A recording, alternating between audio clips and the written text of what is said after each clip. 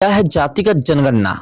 इसका मकसद क्या है? और क्या देश में फिर से शुरू होगी मंडल वर्सेस कमंडल जैसी राजनीतिक? तो चलिए आज के इस वीडियो में इसी को जानने की कोशिश करते हैं कि आखिर जातिगत जनगणना किस मकसद से कराया गया है और जातिगत जनगणना का क्या उद्देश्य है।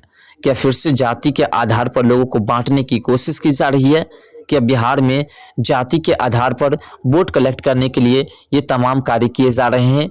आपको याद है कि बिहार में जातिगत जनगणना का डेटा जारी कर दिया गया है और जानने के मकसद ने पूरे देश में इस नई सियासी सरगर्मी कर दी है कि जातिगत जनगणना को आखिर क्यों जारी किया गया है। और ये एक अहम मुद्दा बन चुका है। इस साल कई राज्यों में विधानसभा चुनाव और साल 2024 में होने वाले लोकसभा चुनाव के मद्देनज़र जातिगत जनगणना एक बड़ा चुनावी मुद्दा बनता हुआ दिखाई दे रहा है। ऐसा इसलिए क्योंकि जिस प्रकार से बिहार सरकार ने लगातार जाति के आधार पर एक सूचना जारी किया है, उसमें यही देखा जा रहा है। विपक्षी दल अब बिहार के बाद पूरे देश में जातिगत जनगणना कराने की मांग कर रहे हैं। लेकिन इस बीच लोगों के मन में सबसे बड़ा सवाल है कि जातिगत जनगणना का असल मकसद क्या है? क्या केंद्र की भाजपा सरकार के पास इस मुद्दे की कोई काट है? क्या इस जनगणना से देश में एक बार फिर से मंडल बनाम वर्सेस कमंडल जैसी राजनीति शुरू हो सकती है? आइए जानते हैं इस एक्सप्लेन के इस तमाम वीडियो के माध्यम से कि आखिर क्या कारण है। बिहार सरकार ने राज्य में जातिगत जनगणना 13 करोड़ से ज़्यादा बताई है। बिहार सरकार की ओर से जारी किए गए डेटा के अनुसार राज्य में पिछड़ा वर्ग 27.12%, अत्यंत पिछड़ा वर्ग 36.01% और सामान्य वर्ग 15.52% है। और अनुसूचित जाति की बात करें तो 19.65% है। वही अनुसूचित जनजाति की बात करें तो 1.68% है। राज्य की जनगणना में हिंदू 81.99, तो वही मुस्लिम 17.70% है। राज्य में ब्राह्मण 3.65%, कुर्मी 2.87% और यादव 14.26% है। इसके अलावा भी अलग अलग जातियों का डेटा जारी किया गया है। जातिगत जनगणना का मतलब भारत की जनसंख्या का जातिवार विवरण में बांटना है। इसमें सभी धर्म, वर्ग और जाति का डेटा शामिल होता है। बता दें कि आखिर बार जातिगत जनगणना 92 साल पहले यानी कि 1931 में की गई थी। आज़ाद भारत की पहली जनगणना 1991 के बाद से अब तक केवल अनुसूचित जाति और अनुसूचित जनजाति जुड़े लोग की जाति के नाम पर पंजीकृत की गई थी, वर्गीकृत की गई थी। इसके बाद से अब तक सरकारें जाति के आधार पर देश की जनगणना कराने का इसका डेटा जारी करने से परहेज करती थी, क्योंकि ऐसा करना उचित नहीं समझते थे। लेकिन बिहार की सरकार ने ऐसा भी किया है। इस पर बिहार के डिप्टी सीएम तेजस्वी यादव ने कहा कि जातिगत जनगणना में मिले वैज्ञानिक आंकड़ों के आधार पर सरकार कल्याणकारी योजना लाने का प्रयास करेगी। लेकिन ऐसा कुछ नहीं है। जातिगत जनगणना हो या फिर धर्म के आधार पर जनगणना हो, जनगणना तो कई बार हुई है, लेकिन कभी भी किसी भी लोगों को फायदा देने की कोशिश ये लोग नहीं किए हैं। और जाति के आधार पर ये लोग फायदा देंगे तो फिर कुछ ऐसे भी हैं जिसको आरक्षण नहीं मिलता है और वो भी गरीब है, तो उसका क्या होगा? ये बिहार सरकार नहीं सोचते हैं। दरअसल बीते कई समय से विभिन्न दलों का दावा है कि सरकार की कल्याणकारी योजनाओं का असल लाभ उन लोगों तक पहुंचना जरूरी है जो अब तक वंचित हैं। तो वंचित तो पूरे बिहार के लोग हैं, क्योंकि पूरे बिहार में रोजगार की कमी है। तो इसकी पूर्ति कौन करेंगे? क्योंकि आपको ही पता है कि लगातार बिहार में तो सरकार या तो आरजेडी की रही है या तो जदयू की रही है। इसी दोनों की सरकार चली है।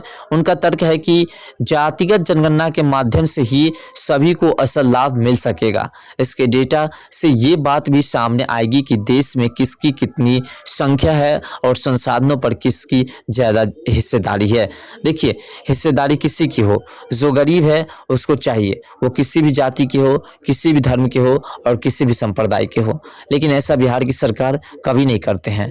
बिहार सरकार की ओर से जारी किए गए जातिगत जनगणना के बाद अब विपक्षी दल अन्य राज्यों में भी इसी तरह की जनगणना की मांग कर रहे हैं।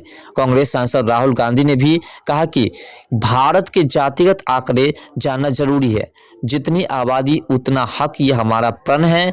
ऐसे में तर्क दिए जा रहे हैं कि सरकार इस जनगणना के बाद आरक्षण व्यवस्था में भी बदलाव कर सकती है। विभिन्न वर्गों और नेताओं द्वारा आबादी के हिसाब से आरक्षण देने की मांग आने की संभावना भी जताई जा रही है। लेकिन बात आता है कि आरक्षण के हिसाब से अगर आप करेंगे तो फिर वो लोग जो बड़े लोग में यानी कि जनरल लोग में आते हैं और उन लोगों को जब लाभ नहीं मिलेगा तो उनमें भी गरीब हैं, गरीब तो हर एक में है। तो आप जाति के आधार पर बांटने की कोशिश करने से बेटर होगा कि आप जो है गरीबी रेखा के आधार पर बांटे, और गरीबी रेखा में जो भी आते हैं वो किसी भी धर्म के हो, किसी भी संप्रदाय के हो, किसी भी जाति के हैं, उन्हें आप मदद करने की अगर कोशिश करेंगे तो शायद लोगों को फायदा होगा। 1990 के दौरे में एक और भाजपा की ओर से राम मंदिर आंदोलन की हवा बनाई जा रही थी। इस दौरान तत्कालीन पीएम जो बीपी सिंह ने मंडल आयोग की रिपोर्ट्स के अनुसार ओबीसी वर्ग को 27% आरक्षण दिया था। इस कदम को मंडल बनाम कमंडल की राजनीति कहा गया था। जानकार बताते हैं कि देश के केंद्र की सत्ता में बैठी मोदी सरकार अभी राष्ट्रवाद व हिंदू के दम पर सरकार में बनी हुई है, लेकिन ऐसा कुछ भी नहीं है। वो विकास की ओर जा रहे हैं और विकास पर ही निर्भर है। भाजपा को सत्ता में लाने में ओबीसी वर्ग ने बड़ी भूमिका निभाई है, ऐसा कहा जाता है, लेकिन हमें तो ऐसा नहीं दिखता है।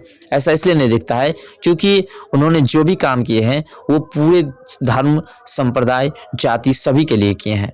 बीते कुछ समय से पार्टी का ओबीसी वर्ग में वोट बैंक काफ़ी बढ़ा भी है, और ऐसे में विपक्ष भी बार बार ओबीसी आरक्षण और जातिगत जनगणना के मुद्दे को हवा दे रहा है।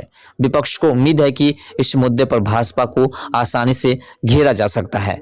देखिए, जितने भी INDI गठबंधन जो बना है उसके जितने भी लोग हैं, ये लोग सिर्फ केंद्र सरकार को घेरने की कोशिश करते हैं। ये लोग विकास को नहीं देखते हैं। अगर विकास को देखेंगे तो ये लोग खुद जीत सकते हैं, लेकिन ये लोग विकास को नहीं देखते हैं। बस पार्टी, समुदाय, जाति, धर्म, इसी पर बस टिप्पणियां करते रहते हैं। जातिगत जनगणना भाजपा के लिए काफी जटिल मुद्दा बन गया। विपक्षी इस मुद्दे के बहाने मोदी सरकार को बैकफुट पर लाने की लगातार कोशिश में लगा हुआ है। हालांकि केंद्र की भाजपा सरकार भी शांत नहीं बैठी। हाल के दिनों में ये भी चर्चा है कि सरकार ओबीसी वर्ग के उप वर्गीकरण के संबंध में 2017 में गठित की गई जस्टिस रोहिणी आयोग की रिपोर्ट्स पर विचार कर सकती है।